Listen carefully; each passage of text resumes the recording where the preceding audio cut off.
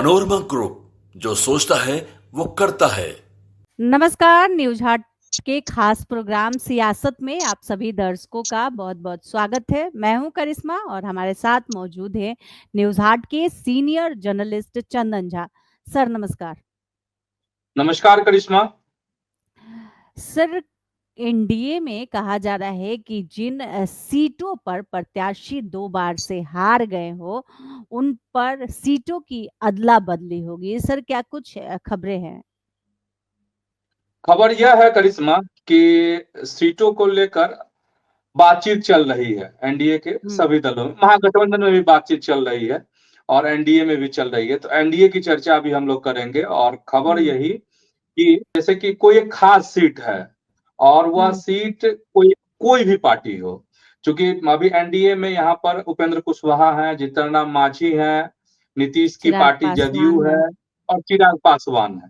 तो इतने लोग और बीजेपी है। अभी इस पर कहे कि एक प्रारंभिक चर्चा है कि कैसे, मतलब लक्ष्य ये है कि याद होगा अपने दर्शकों को करिश्मा कि नीतीश कुमार ने कहा था 225 सीटों का लक्ष्य दिया है एनडीए को, कि सभी पार्टियां मिल करके 225 इस बार 2025 का चुनाव है तो 225 सीट हम लोग जीतेंगे। तो उस लक्ष्य को कैसे छुआ जाए, कैसे हासिल किया जाए, इसके लिए यह इस पर मंथन हो रहा है कि जो भी सीट हो, चाहे वो बीजेपी के पास हो या किसी अन्य दल के पास हो, और लगातार जो है वहां से उस पार्टी को किसी भी वजह से अगर सफलता नहीं मिल रही है, 2 बार लेकिन ऐसा होना चाहिए उस सीट पर कि 2 बार से आप उस सीट को हार जा रहे हैं, तो वैसी सीटों को यह देखा जाएगा।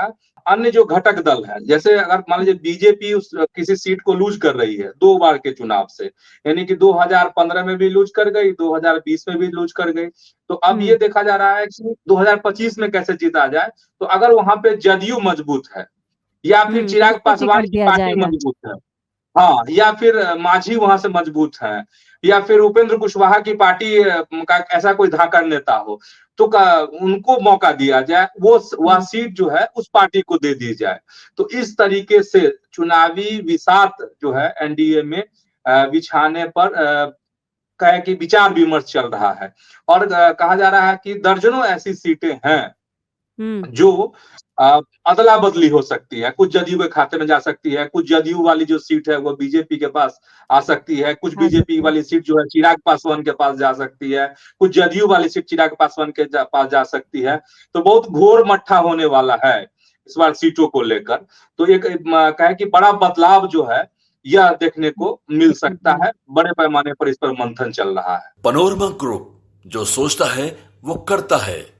सर, जेएनयू छात्र संघ चुनाव का रिजल्ट आया, इस रिजल्ट में क्या कुछ हुआ, किसकी जीत मिली? सर विस्तार से बताइए। जेएनयू छात्र संघ चुनाव हुआ है, 3 पदों पर लेफ्ट की जीत हुई है।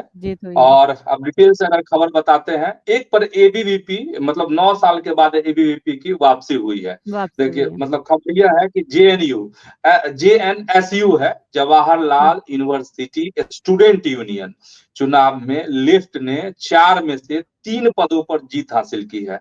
प्रेसिडेंट, वाइस प्रेसिडेंट और जनरल सेक्रेटरी पद पर लेफ्ट समर्थित ऑल इंडिया स्टूडेंट्स एसोसिएशन, मतलब आइसा के कैंडिडेट जीते हैं, जबकि आरएसएस समर्थित अखिल भारतीय विद्यार्थी परिषद, मतलब एबीवीपी ने 9 साल बाद जो है सत्ता में वापसी करते हुए ज्वाइंट सेक्रेटरी पद जो है जीता है।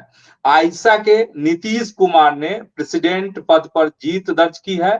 डेमोक्रेटिक स्टूडेंट्स फेडरेशन, मतलब डीएसएफ की मनीषा ने वाइस प्रेसिडेंट और मुंतहा फातिमा ने जनरल सेक्रेटरी पद पर जीत हासिल की है। आयशा और डीएसएफ ने साथ चुनाव लड़ा था। वहीं एबीवीपी के वैभव मीना ने 1518 वोटों के साथ ज्वाइंट सेक्रेटरी जो चुने गए हैं।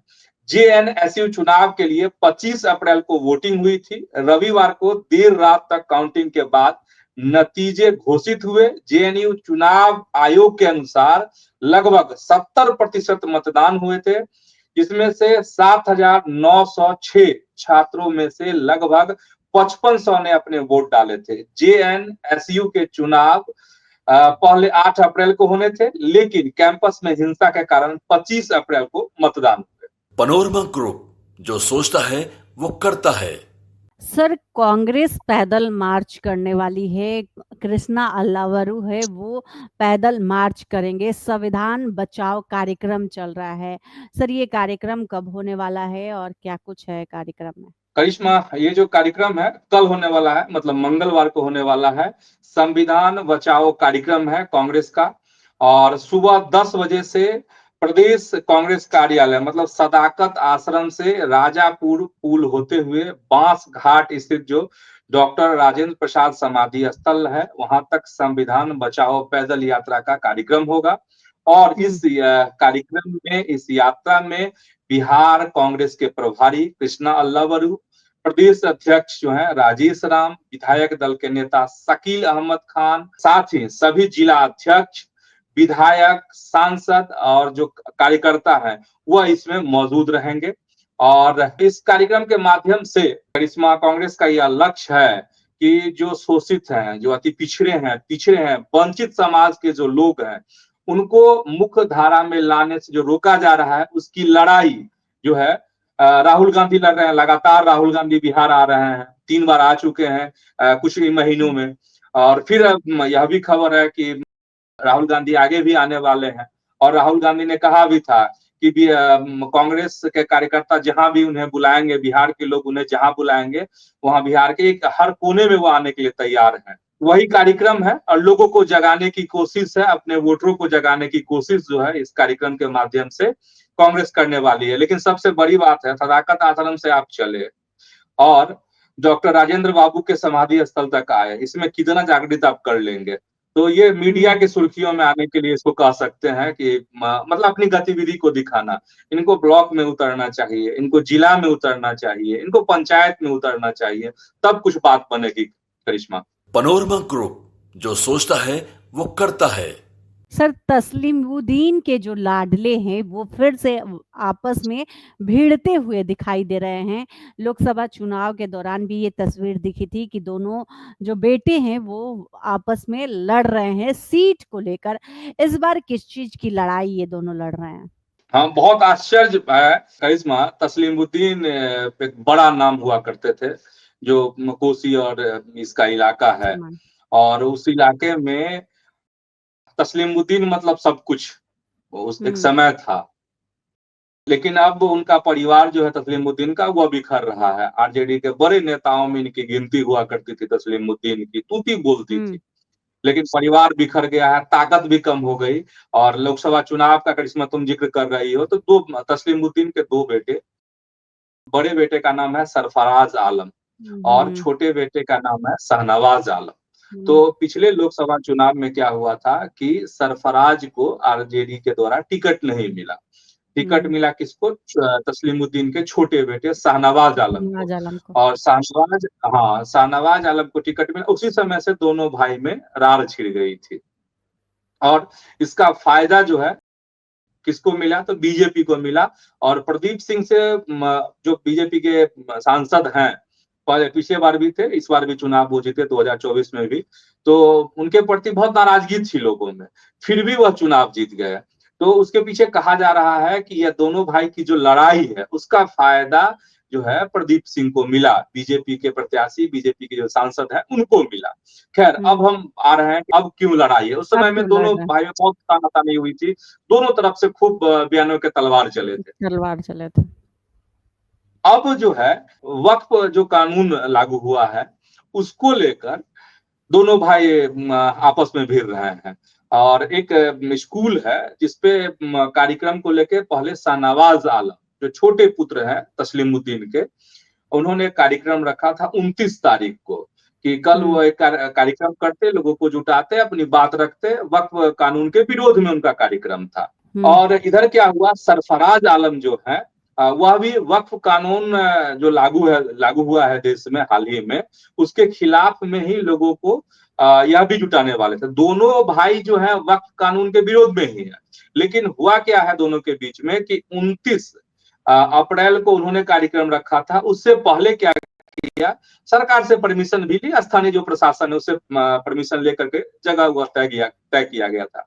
उसी जगह पर छोटे भाई ने पहले परमिशन ले लिया था, बड़े भाई जो सरफराज आलम है उन्होंने भी उसी जगह पर इसी तरह के कार्यक्रम रख दिए। छोटे भाई से पहले उन्होंने भी प्रशासन से मतलब अनुमति लेकर के कार्यक्रम रखे। तो इसी को लेकर दोनों भाई के बीच में तलवारें खींच गई। दोनों भाई जो है आपस में टकरा रहे हैं और जो छोटे भाई शाहनवाज आलम उन्होंने बड़े भाई पर बड़े गंभीर आरोप लगाए हैं। उन्होंने कहा है, बयान दिया है शाहनवाज आलम ने कि अपने भाई को लेकर कहा है कि जो उनके जो भाई हैं, बड़े भाई जो है सरफराज आलम, वह फिरका परस्त हो गए हैं। मतलब यह इशारा है उनके कहने का मतलब शाहनवाज आलम के कि वह बीजेपी की तरफदारी कर रहे हैं और बीजेपी का काम सर है, बीजेपी का एजेंट बन गया है।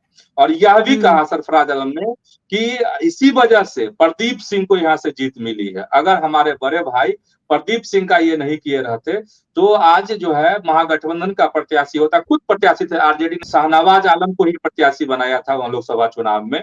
तो उनको वो टीस है, वो दर्द है कि भाई का साथ नहीं मिला। तो मतलब तस्लीमुद्दीन का परिवार जो है यहाँ पे बिखरता हुआ नजर आ रहा है और आपस में ही एक ही मुद्दे पर दोनों भाई जो है लड़। तो आज के इस वीडियो में बस इतना ही। आगे की खबरों के लिए आप हमारे चैनल न्यूज़ हाट को सब्सक्राइब कर लें। अगर फेसबुक पर देख रहे हैं तो पेज को लाइक करना ना भूलें। हमारी वेबसाइट है newsheart.com, उसे भी जरूर विजिट करें। धन्यवाद।